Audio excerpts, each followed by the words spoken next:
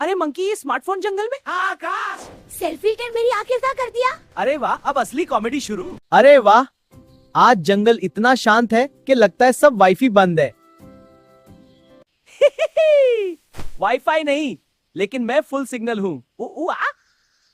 बंडार, तुम हमेशा अचानक ही क्यों आते हो? ताकि सरप्राइज मिले, बिल्कुल मेरे जोक्स की तरह। देखो देखो, मेरा नया स्मार्टफोन। जंगल में फोन?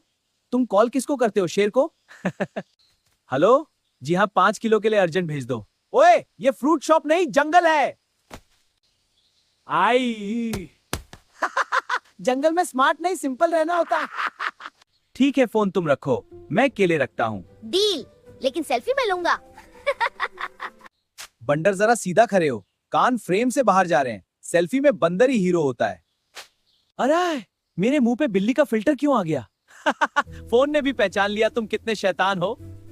खरगोश, देखो हमारी सेल्फी जंगल में वायरल हो गई, इसलिए कि दोस्ती हो तो ऐसी हो फनी और फ्री वाईफाई वाली।